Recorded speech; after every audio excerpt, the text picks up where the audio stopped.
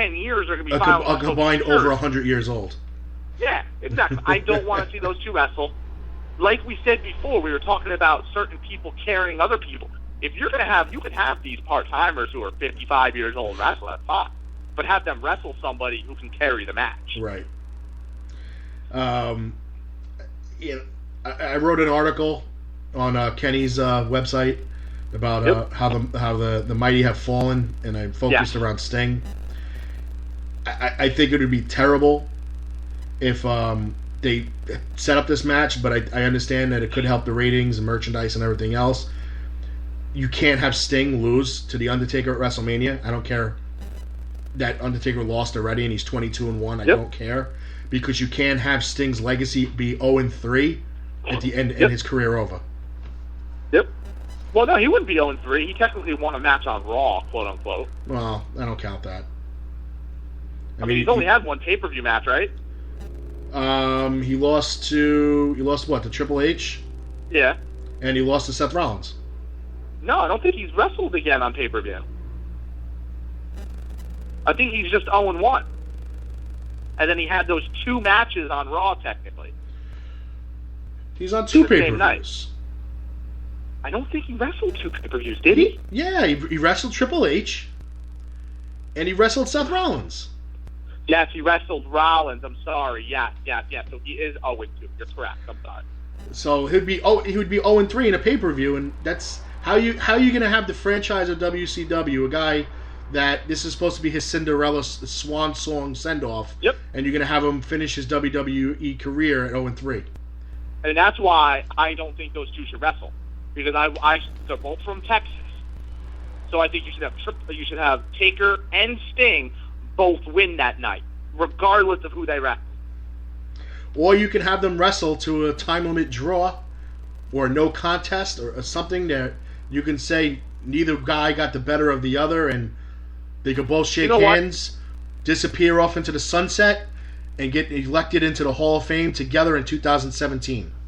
Why not have them in an Iron Man match where both of them literally die in the ring? And I shouldn't be saying this, but die in the ring, and then we can never see either one of them again. I mean, let's go an Iron Man match between Taker and Sting. Let's do it. And if you cannot tell everybody, I am being sarcastic. Yes. Well, an Iron Man match meaning that as many pinfalls as whoever can get the most pinfalls in 10 minutes. In 10 minutes. That works. It'd be like the aluminum foil man match. The 10-minute aluminum foil match. Perfect. Done. Book it. But going back to the main event between Taker and Lesnar, you got to go Lesnar. You got to put Lesnar over in this match. You have to. Yeah. If you want to continue this, Brock Lesnar is the almighty god in this business right now. Lesnar has to go over. Taker got his controversial quote-unquote last pay-per-view. And without hurting Brock's legacy. Exactly. But if Brock drops this one, it does ruin his legacy. Brock has to go over. I don't care how Brock goes over, but Brock has to go over. I agree. Whether it's dirty or clean or controversial, I don't care. Brock goes over in this paper. I agree with that one. So to recap, we both got Brock over on Undertaker. Yep. We have Kane winning or losing somehow, but still holding on to his job. Yes. But Rollins leaves as champion. Exactly. We both have the Dudleys winning. Yep. Okay. We both have Bray Wyatt winning. Yep.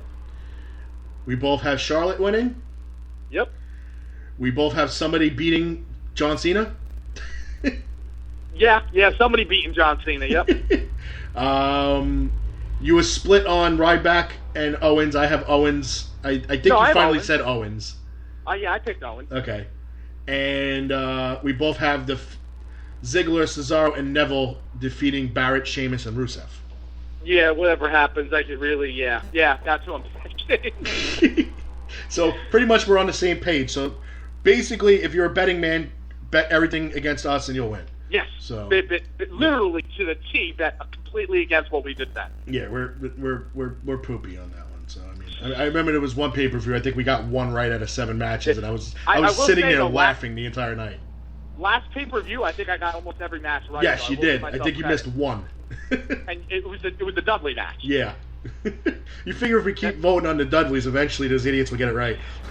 Right, and watch tonight. That's the only match we get wrong. All right, ladies and gentlemen, it's that time where we're going to give you the interview with Raven, former ECW champion. And this interview was courtesy of Matty Mills Promotions. This happened at WrestleFest. I will let you know that this interview started off good, and then it became like pulling teeth as Raven lost interest in the interview. So, God, I hate when this happens. But sit back, relax, and we'll be back in about five minutes. It's only a 4-minute, 48-second interview, so if that tells you anything, there you go. So we'll be right back. Hello, this is the intrepid traveler, Paul London. Good journey, y'all. When you're ready to whip your rock out, do it with Coach Kev at Damage 365 Radio. We're live in Woodbury Heights, New Jersey at WrestleFest, and I'm joined by former ECW heavyweight champion Raven. Raven, welcome to New Jersey. Welcome. Thank you. Big continuing of ECW fans as part of New Jersey and the Philly area. How did it feel to come back and just the fans treat you like you never left? I mean, it's always nice to be, remembered. I mean, that you made an impact. You know, it's good to know that you made an impact. But, well, except for a TNA impact, that's not so good. Not so good. Yeah, it's a little less good. But yeah. So let's go a little bit way back in time and tell us how it all started. Like, how did you decide one day you wanted to be a wrestler? First the land cooled, and then came the dinosaurs. But they were too big and fat. And then came the Arabs, and they drove Mercedes-Benzes because the dinosaurs turned into oil. Not that far back? Not that far back. Yeah, I graduated college, and I was still in the Marine Corps Reserve, and then I decided to be a pro wrestler. So I went into pro wrestling. So how did this whole Raven character start? Is this something you thought of, or was somebody else? It's all entirely me. Well,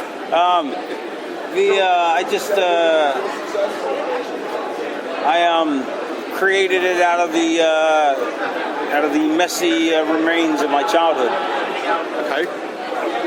Now, like I said, I mentioned earlier, I said you're a former world champion. You had battles with guys like Tommy Dreamer and the Sandman, who's sitting right behind us, and Jason Knight, and just so many more. I didn't have any battles with Jason Knight. No battles with him? Or you had battles alongside of him? Nope. You know he's on the other side of the room. I know, I said hi to him. I think you're the only one. No, he's had no battles. He's not battle. Oh, that's my problem. I brought in a guy who didn't have enough battles. That's it. I gotta notice for next time. I never really worked with him. So, was it a different era, or you just didn't have that chance while you guys were working? We just never really booked together. Never booked together. Speaking about booking, tell us a little bit your opinion about Paul Heyman. It's a genius. Genius as far as booking, or yeah, absolutely. Okay, but the business aspect of it, not so much.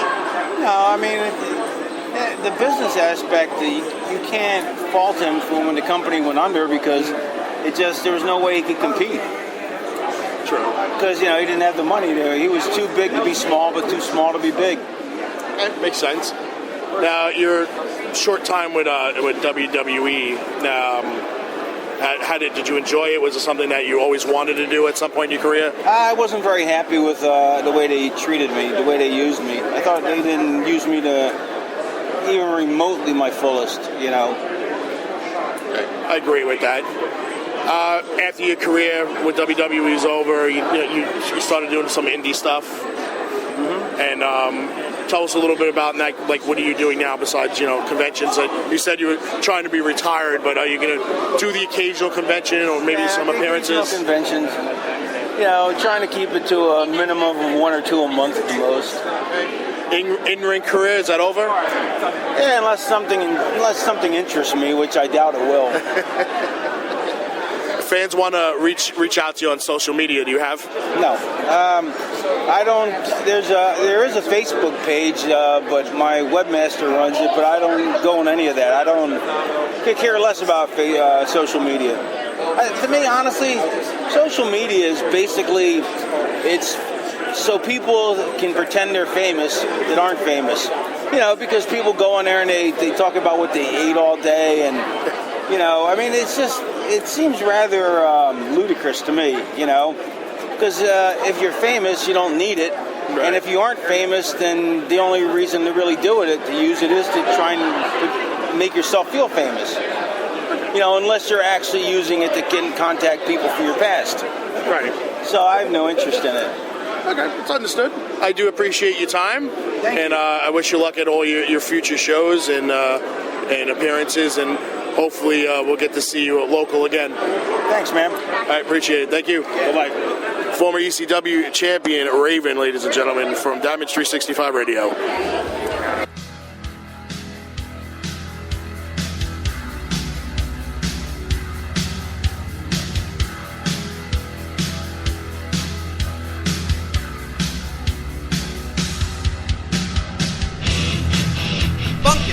Wrestling Superstore, selling wrestling memorabilia from all around the world, including WWE, TNA, Japan, Mexico, and the very best of the independents. They've got action figures, DVDs, autographed memorabilia, t-shirts, and more.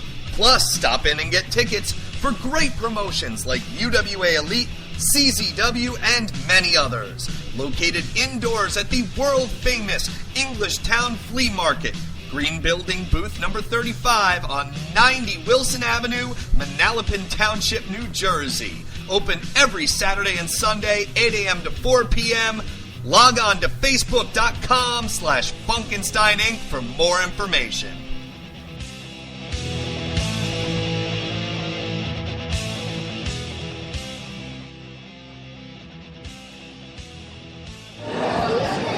This is Tito Santana, and you're listening to Damage 365 Radio. Arriba!